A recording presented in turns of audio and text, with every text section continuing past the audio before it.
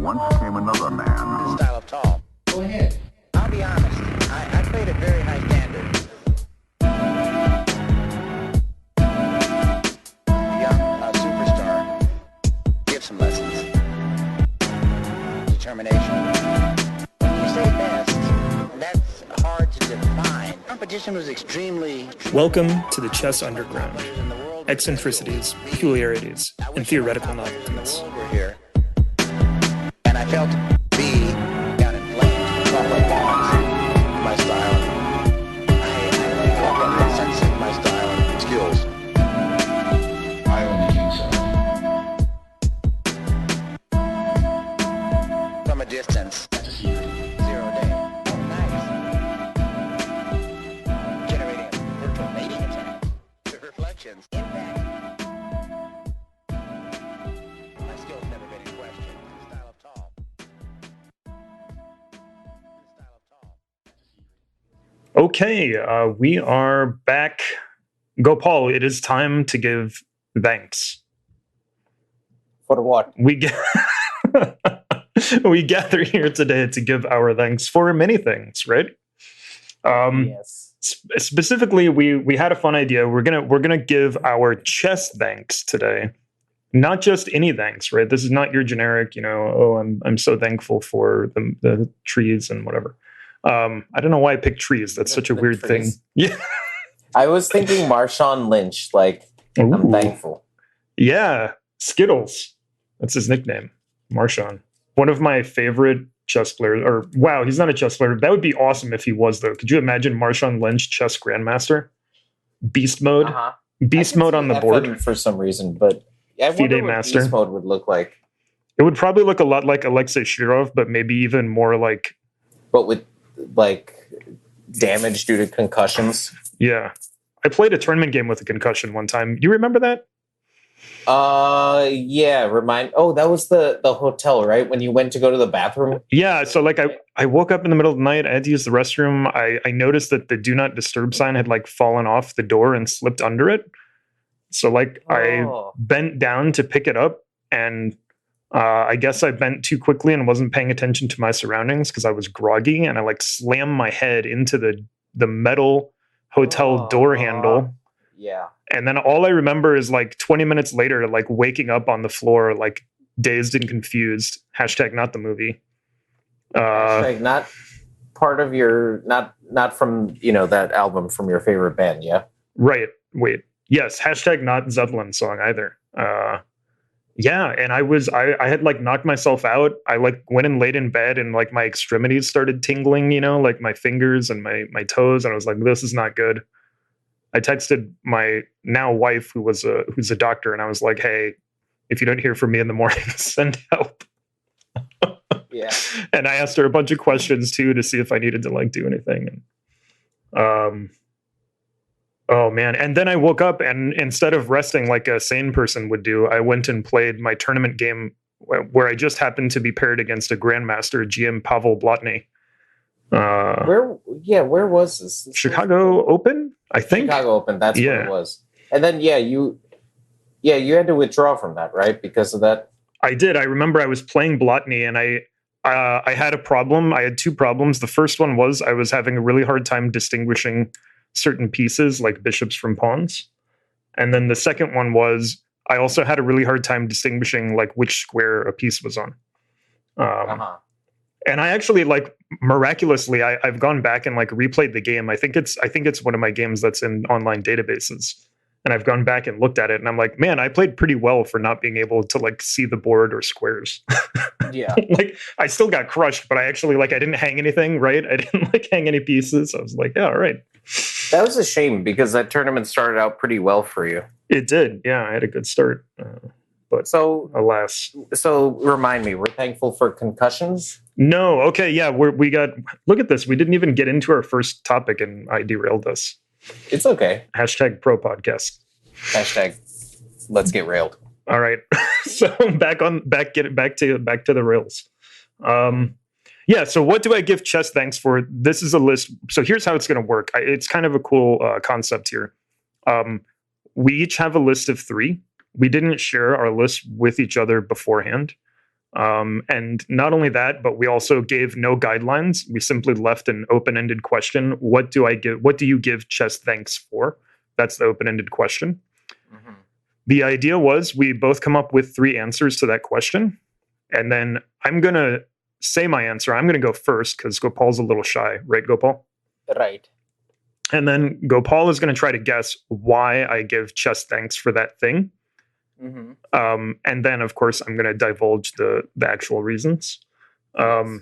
And then we're going to switch. And then Gopal is going to give his answer as to what he gives chess thanks for. Mm-hmm. And then so on and so forth. Does this make sense? You're on board here, Gopes? Oh, I thought you were talking to the audience. The audience is nodding along with us. Yeah. Okay. You're like the replacement audience for now since they're not here. Am I the live audience, live studio audience? That's right. That would be very interesting if we got some like canned laughter. I know, right? Podcast. Yeah. Okay, I'm ready to start. Are you ready? Yeah, go ahead. Yeah. You know what? I'm going to find that. I'm going to find some canned laughter. We're going to do that, and I'm going to play it when you're least expecting it. I did it once in a few of my videos, like that air horn sound that rappers have in their videos. Yes. Yeah. That type of thing. Exactly. Yeah. To introduce. I also once in the middle of, actually on multiple occasions, in the middle of chess classes, I've had children who like refuse to be quiet and like keep telling bad jokes. Yeah. So I like pause the class. I'll search like car crash noise on YouTube and I'll play it for them. And tell them this is how your jokes are landing. And they actually love it. They think it's hilarious. Yeah. Kids love to be roasted. Sometimes you gotta you gotta get on their level and connect and play the car crash sound for them. Exactly. Right.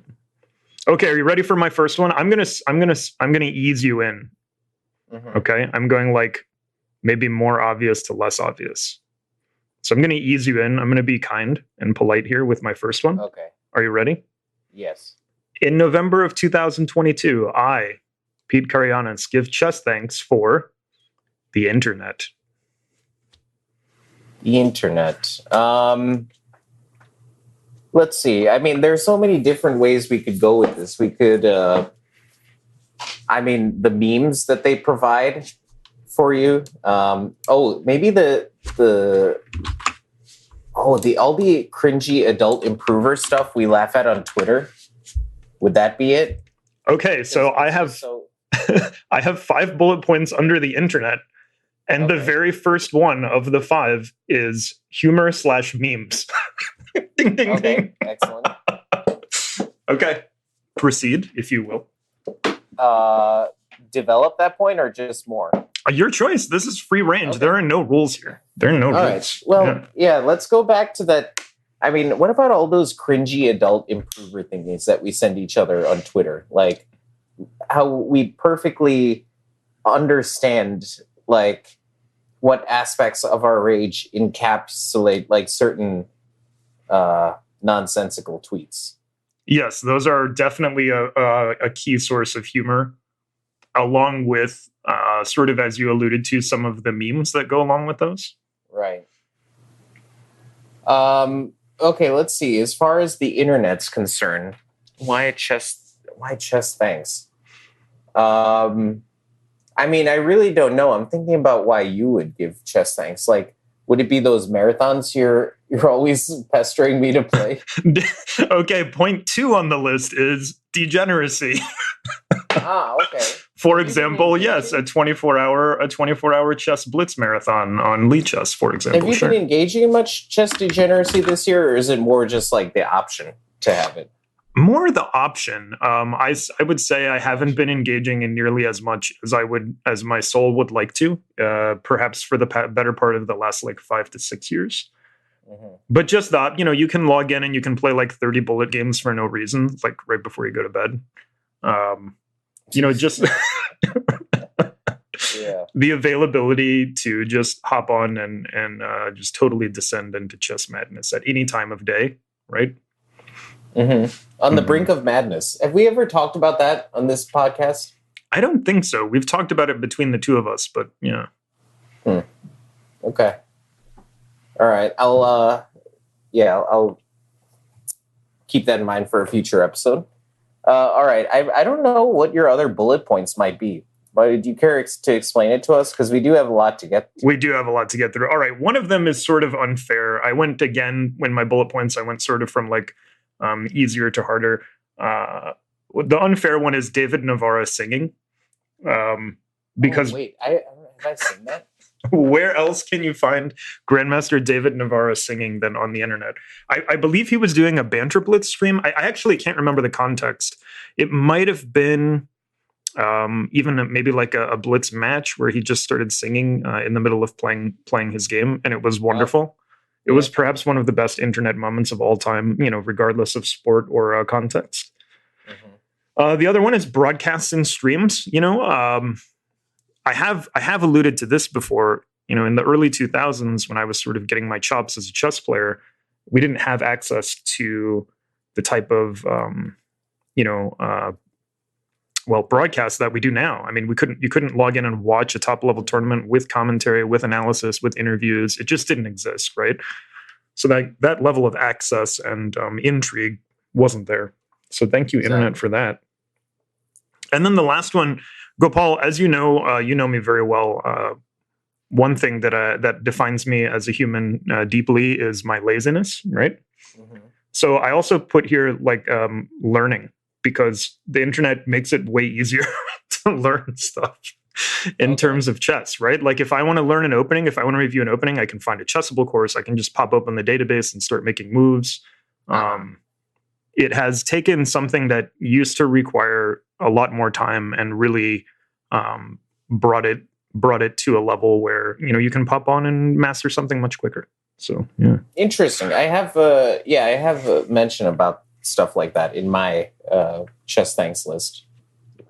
Oh dear. Okay, hint. Okay, so this is a hint for me. All right. So yeah, that is number one. What do I give chess thanks for? The interwebs. Number two. Well, then no, you should go. Number one for you. We have to go like ping pong, bang bang, bing bong. Okay. Ping pong, bing bong. I guess rather than coming back to it, while we're still on this topic, I guess I phrased it a bit differently. I mean, it was more like abundance, but I guess really the proper way to put it would be the internet as well. I mean, okay, so apart from the very obvious, like, roast on chess Twitter, why do you think I love the internet?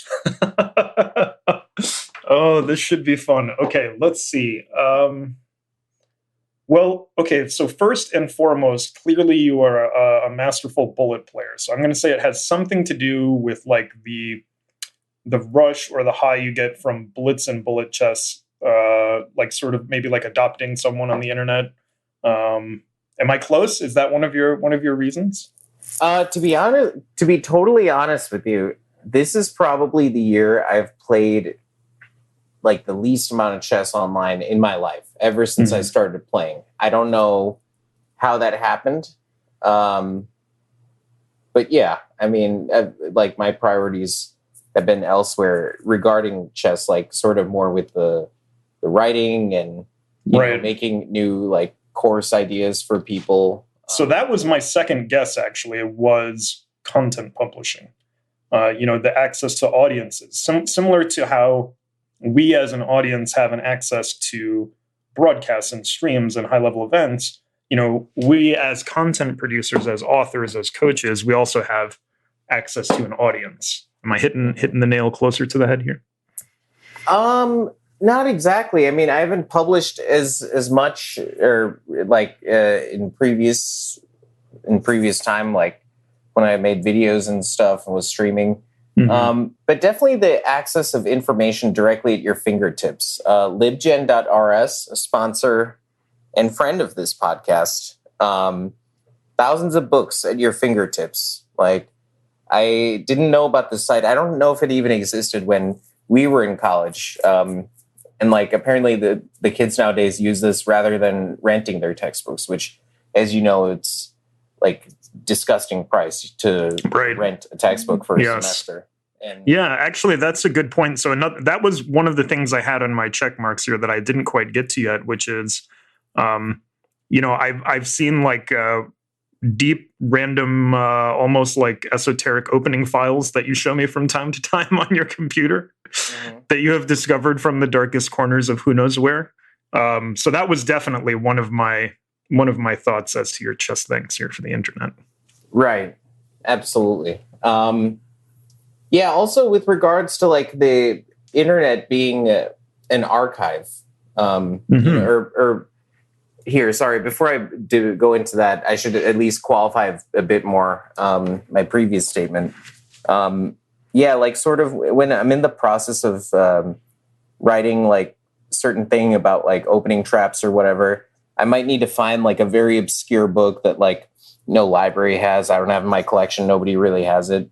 And so like I can access some of this information fingertips while combing through like a free database like Chess Tempo, you know, or like Lee Chess with access to the strongest commercially available chess engine, Stockfish, also free, like, and available on the internet. I mean, when at your your chess career in the early 2000s, did you ever see something like this happening? You know? Yeah, that's a good point. That's a really good point. And I think, you know, you can kind of look back and follow that progression of, you know, as things became more archived, more available, how it almost became more interesting, right? And you almost feel like a detective, like you know, what's that cartoon I used to watch all the time, Inspector Gadget? You know?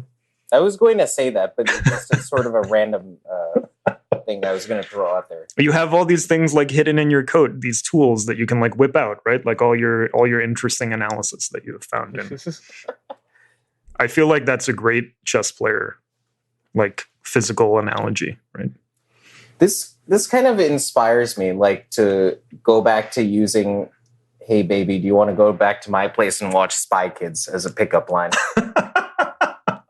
Spy Kids / and or Inspector Gadget 1997 parentheses TM. No, that's not a trademark. I don't know. I don't know. Is it? Can you trademark it? We need to find. I don't know. We'll experiment, and I'll get a large. We need a legal department, is what we need. We need like a guy on the other side of the glass, you know, the producer who can like fill us in on this information. Oh, okay. Yeah, I got you. I thought it was because of. Oh, yeah. I mean, for other reasons too, but yeah, I'm talking purely superficially. Yeah. Fair enough. But like the internet being an archive, you know, it stores a lot of things that we held near and dear to our heart when we were younger, like that famous Vlad Kachov interview on the brink of madness. Where else can you see that but on the internet? By the way, if you haven't read the Vlad Tkachev interview, Grandmaster Vladimir Tkachev, I believe French now, represents France. He was born in Kazakhstan, I think. If you haven't read his interview, I believe it was published on ChessBase initially. It's one of the most fantastic things ever said by a chess player out loud and recorded in writing. It's just great. Okay. Are we on to number 2? Yes. Here we go. Are you ready? It's getting harder. Right. We're heating up. Can you handle what the rock is cooking? I can smell it. I can certainly handle it. Life goals. All right. Number 2. What do I give chess thanks for? Germany.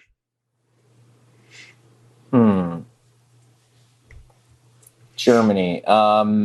I mean, apart from being the host of the Bundesliga. Ooh, boom, bam. That was one on my list. Not the first one, but you got it. Doesn't matter. Oh, right. I know that's not going to be the first one. Very good. It has to go along with your chess broadcasts and stuff, like Chess 24. It's the home of the headquarters for Chess 24. Okay, very good. Gustafsson. Bingo. Gustafsson / Chess 24 is on my list. I love their content. Really funny and humorous. What else did Germany do this year? This can be like historical. It doesn't necessarily have to be 2022. We don't have to confine ourselves to 1 year. Okay. Bit of a hint there. Well, I know the answer is definitely not World War II. Correct. That is not on my list. Yeah. Let's see.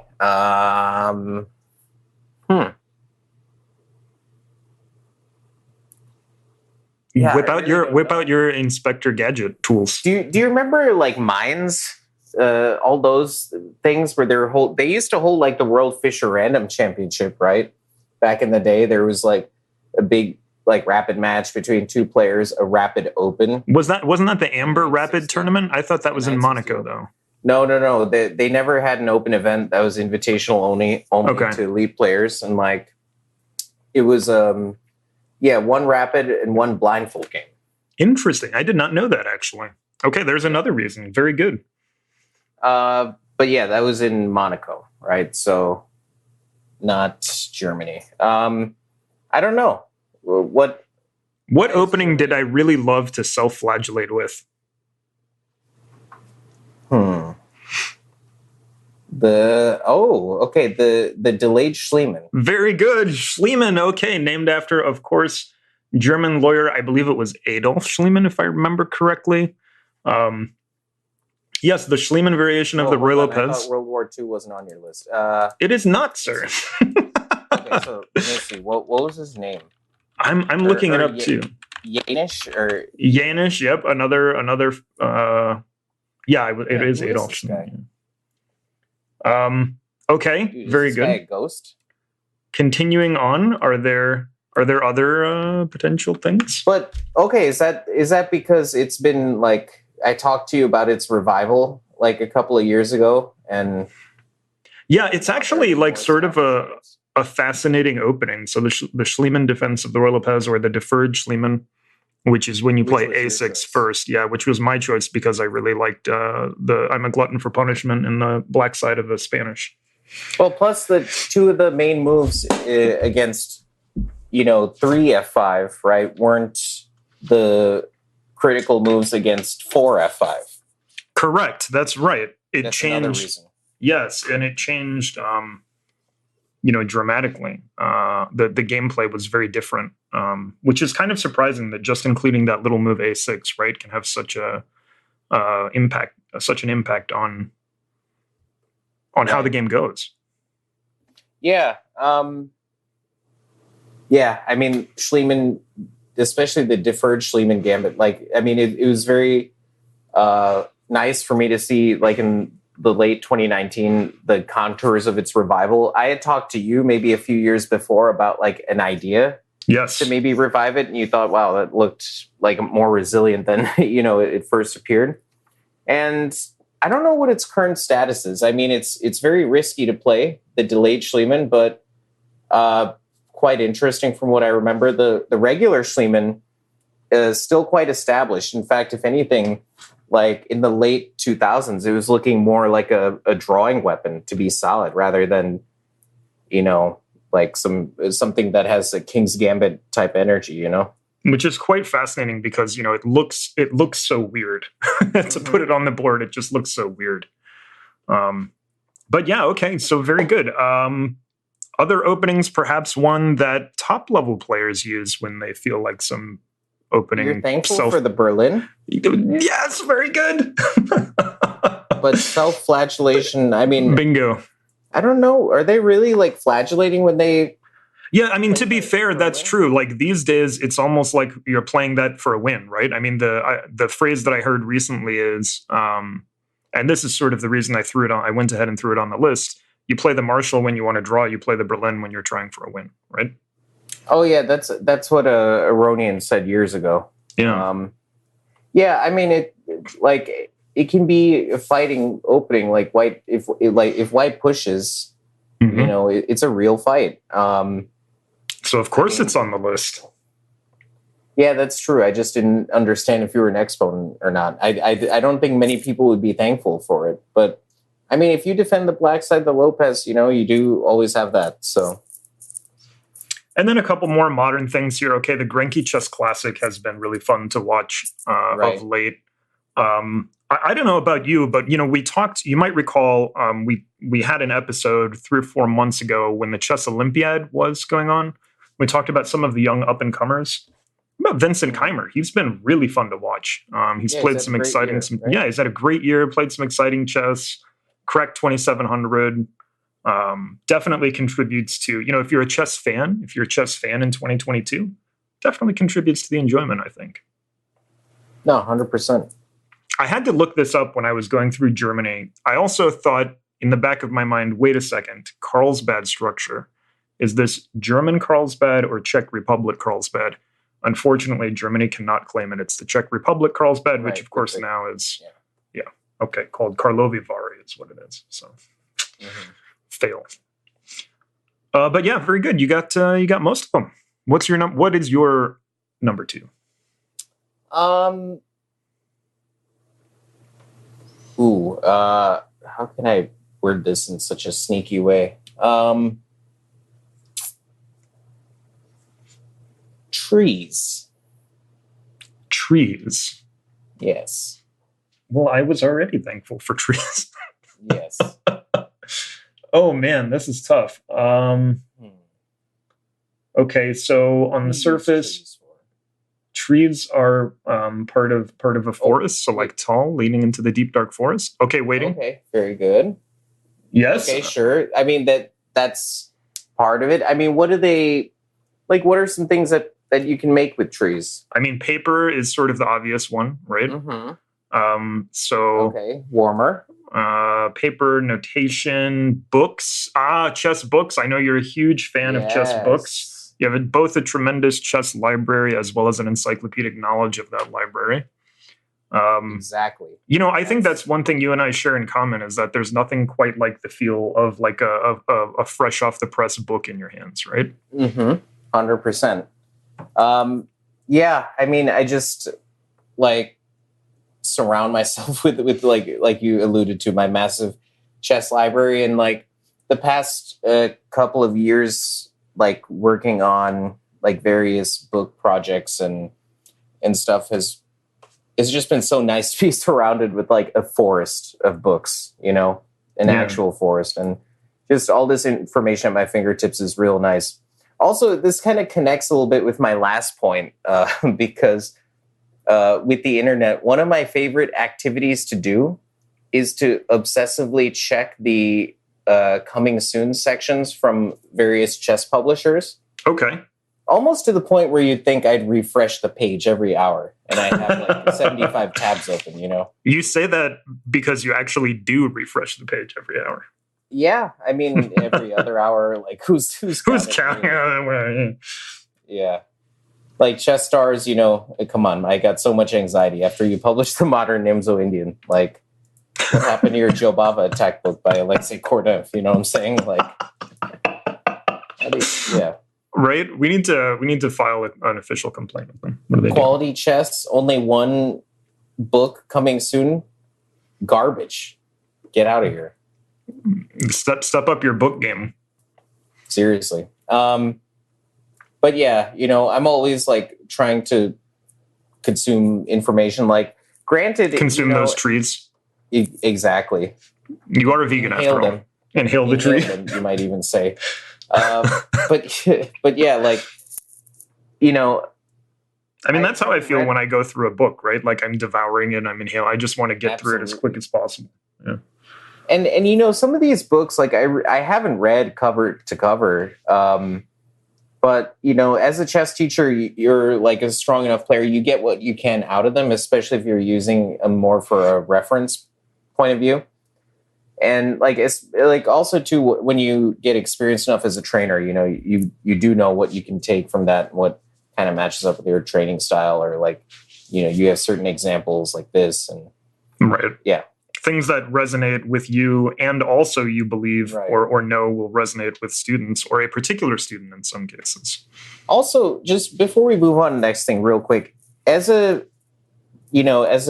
somebody who teaches chess, right, and somebody who has also like worked on various book projects and tried to find examples to illustrate a theme, would you agree that there is such thing as like a perfect example, and then you get disappointed that like maybe a book kind of falls short on some of those? Interesting. Okay, so let me begin by saying that to me, what makes a good book are the examples that they pick. And are the examples relevant? Are they really stressing the point?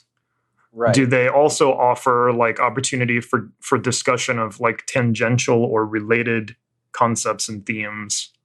Right. So like all of my favorite books are books if they're like a theory book, or if they're a and by theory I mean two ways, right? Both opening theory and general chess theory.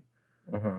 So if they're a sort of like a technical book like that, are the examples that they're picking, really hammering their point home and really laying bare the essence of the concept or idea. So Right. so now that said, to get back to your question, I guess I would have to answer that yes, right? Because if I'm playing through a book and I'm looking for the perfect example and I find it, I just feel so much joy, right? I Right. feel like, yes, this is, this game or this section of a game, perfectly illustrates the author's intent here. And there's just something really weird. Like I was talking to streamer James Canty. He was staying with me for the past few days before he Former guest of the show. Former guest of the show, exactly. We need to have him on again. I totally agree. Yeah, so we were talking about some books that I was showing him. So I was telling him about Under the Surface, and one of the things you were talking about was, does this example open itself up to further discussion, like tangential or otherwise? And Under the Surface, he does it. Marcos does it in kind of a interesting way, where like he'll show you an example for a certain chapter, and then almost in a completely different chapter, it'll be the same position, but like reframed under that. Okay, we are back. Concept. So that's pretty nice. And then I was talking to Canty about a book that I do have in print, the Positional Chess Handbook by Israel Gelfer. It's not a very well-known book, but it was published by Dover Publishing, and there's just something really special about it when you open it. Like, it's a lot of examples. He doesn't drown you in like variations, but you can really feel the horsepower of the book when you read it. I don't know what it is about it, but there's just something about this book that just like you feel the strength when you read these, when you see these like examples. I think that's a great point too that you mentioned there, where you don't want to that's another thing to me that makes a great book, is you don't want to get bogged down in too lengthy of variations. Get to a point in the variation where you prove your point, or where you explain whatever it is you're trying to explain, and then stop. You don't need like the example I think of is like show your math. You don't need this long mathematical proof to show like, yes, indeed, white is better 20 moves from now because of whatever computer line it may be. You just need to get to the point where it's visible and you can, the eye test, right? Right. It passes the eye test and you can explain what you're trying to explain. Or like, let's say white would be better in this type of position. And like if the main variation or of the game takes a different course, I would try to find a similar example to support it that, where the game took the course somewhat along the lines of the variation, like exactly. The famous example, Spassky Petrosian 1966 or whatever, Right, precisely. Yeah, I totally agree. That, and you know what? That is what impacts the horsepower of a book to me, right? I guess the best way, if I could sum it up into a phrase, maybe cleanliness of purpose, right? Right. Okay, very good. So trees, Gopal's number 2. Are you ready for my third and final thing I give chess thanks for? Yes. Very, very unusual here, but I'm betting actually you'll probably get it. I give chess thanks for donuts.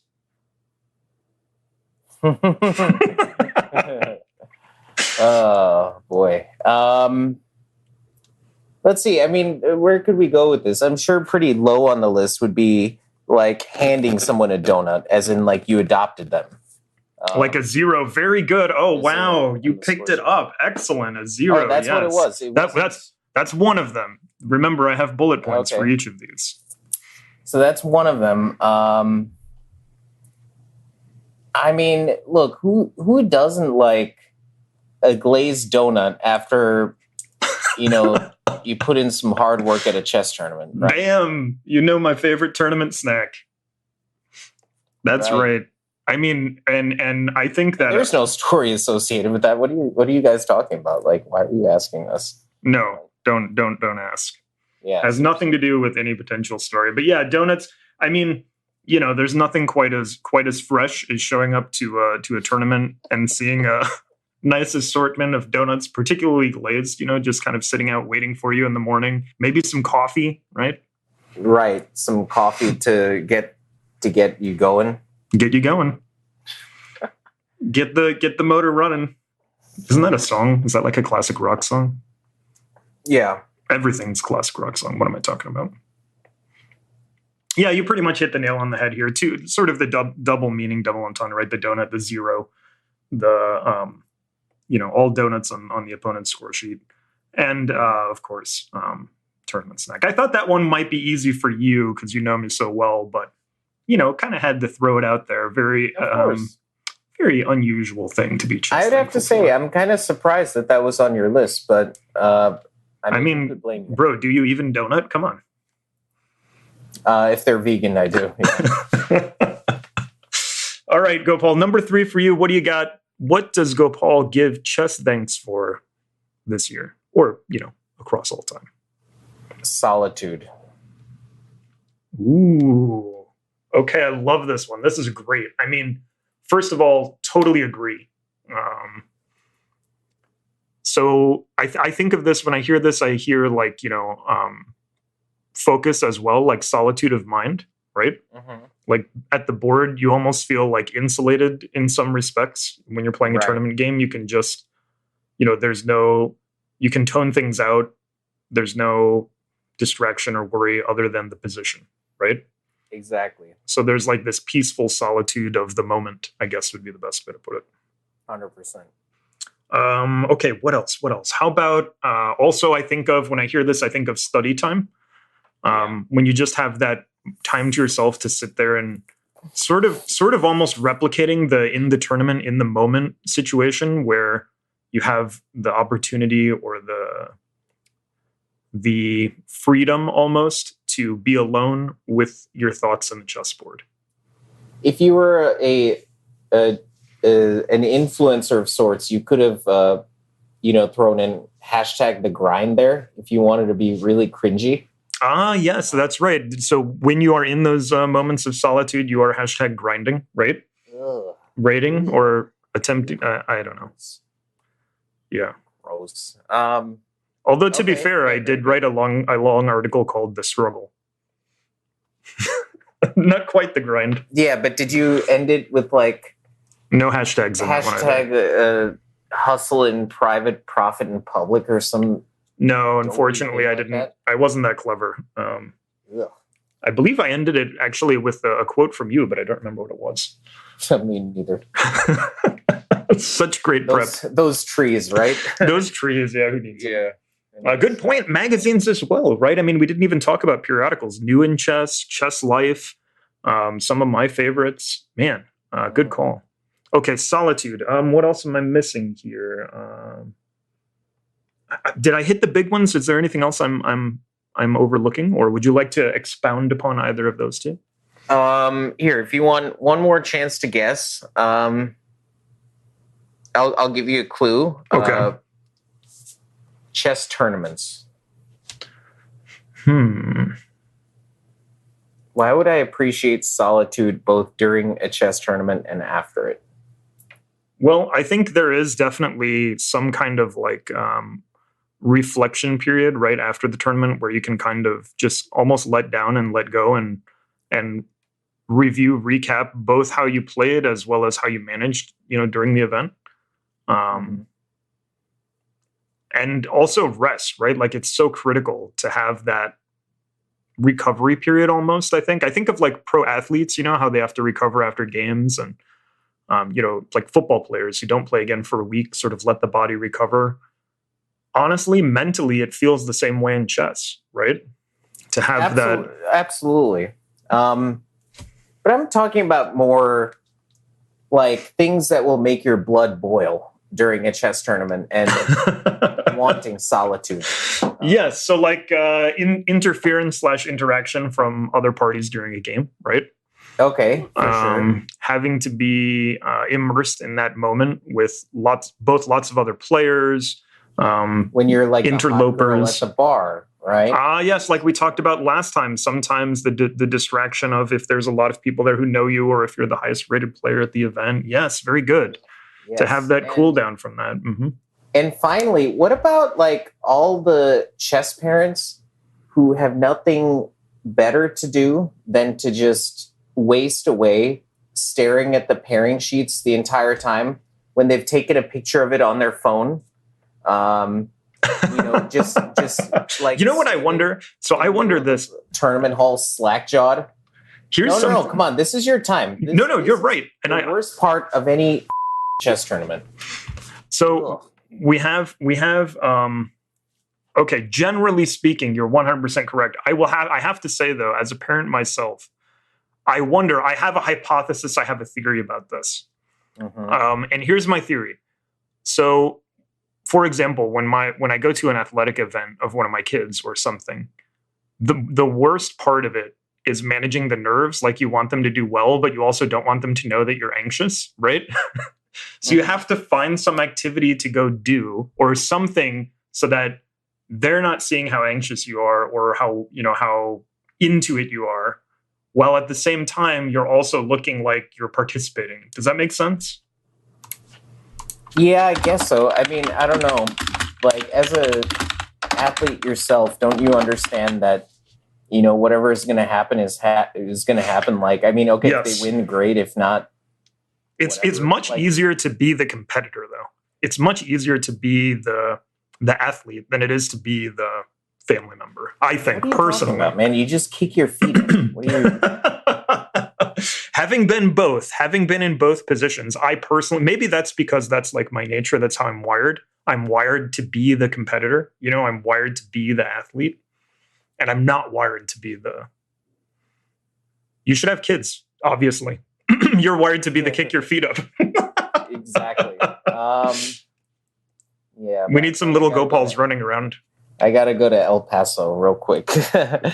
Let's see. So, yeah, I mean, chess parents, I do not give thanks for you. Please stop ruining my life every time I go to chess tournaments. Oh, that's great. That's fantastic. Okay. I mean, I cannot imagine a better note to end it on, Gopal. What a perfect summary. But, I mean, it's true. It's difficult because, and this is why I really love ideas like the Alto tournament. Have you heard of that? Do you know what I'm talking about? No. The Alto tournament, Alto, ALTO, stands for at least 21. Okay. So I really enjoy it. And I wish more organizations would do it. Right. Or, you could just tell parents to not stand like slack. Right. Yeah. Let me see my pairing, please. Right. Yeah. How to walk in the middle of a crowded, of like the only aisle that anybody can walk through, and just walk as slow as possible. Though, honestly, that's great advice from you, is to find somewhere to go for a walk, cool out, chill down, right? Exactly. Yeah. But no, they're going to miss they're going to miss I don't know, 5 minutes of this thrilling 4 knights game with bishop c4 and like how that game develops. That goes for 4.5 hours in some cases. Yeah. Well, yeah. I mean, just it's so creative, right? Like, you don't want to. You're on the edge of your seat. My favorite part about this is how in the Give Thanks episode, you still found a way to rant. I love it. I'm ultimately like, that's what you have to be thankful. That is my chess. That is what I give chess thanks for, is Gopal rants. Thank you. I'm glad. I'm just trying to make a better world for everybody. Yeah. For chess parents. Sometimes you have to lay it out, right? You got to break a few eggs, baby. You got to break a few eggs. You can't. What's the phrase? It's like a hashtag. You can't bake the cake without breaking the egg, or something like. You know what I mean, right? Yeah. Isn't there something like that? Omelet. That's right. Can't make the omelet. You can't omelet without breaking a few eggs. Yeah. Sage advice. How do we end there? All right. And on that note, you cannot omelet without breaking a few eggs. So, Paul, we broke a few eggs today. How do you feel about it? I'm thankful. All right. This has been fun, Gopal. As always, it's been a blast. we may have a special announcement. I can't make it yet, but we may have a special announcement for our December pod. So keep an eye out for that. If we do indeed go that route, it'll be everywhere. You'll be able to find it on social media as well as the web. So keep an eye out for any potential announcements about something very special in December. In the meantime, whether or not that does happen, Gopal, as always, this has been great. Any final thoughts or words? Yeah. No, I don't know, actually. Thank you, Internet. That's all I have to say. I guess also, too, we should say thanks to the Internet because that's our main platform, right? That's true. It's interesting that was one that we both... So, guys, this was completely blind. Gopal and I did this without consulting each other. We literally just asked the question, what do you give Chess thanks for? And it's really interesting that this just happened to crop up on both of our lists. Gopal, are you alive? Yeah, I just heard somebody's at your front door. Thanks, Alexa. And it's not like we're recording or anything, Alexa. I was just anxious, like a parent at a soccer game. You know, it is like almost Thanksgiving, so we have with anticipation. Who's it going to be? Were you expecting to Alexa to just be like, "It's an intruder"? Yes. Oh, Alexa, off. Like in what's that movie? Oh my gosh, I'm unplugging that forever. My family members are always finding ways to install new technology devices in places where I would never expect them to be. All right. Well, Chess Underground audience, we are not thankful for Pete's family. I am not thankful for the internet. No, we're thankful for the internet because without you guys, we wouldn't have become the award-winning syndicated podcast. How are we syndicated? In everybody's mind. Basically. Yes, right. Understood. Mm-hmm. I mean, but yeah, like we're an award-winning podcast. Thank you for that. Thank you for giving me a reason to carry on. Well said. I completely agree. The ability to sit down and talk chess every month and interact with some of our listeners and their great suggestions, that's just really been fun. So I am thankful as well. Well, for Gopal Menon, I am your host, Pete Karianos.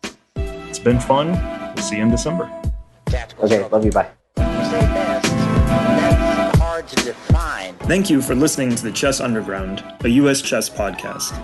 Please check out our entire suite of podcasts, which release every Tuesday, and include Ladies' Night with Jen Shahad, as well as Chess Life cover stories and One Move at a Time with Dan Lucas. U.S. Chess would like to thank Jason Andre at 7 Season Films Photography and Media for our podcast production and editing. If you are starting your own podcast, visit www.7seasonfilms.com for consulting, production, and editing. Until next time, signing off, Pete Karianos.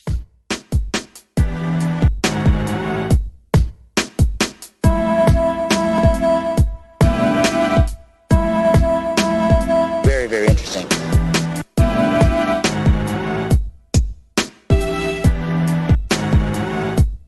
Gives lessons. Determination.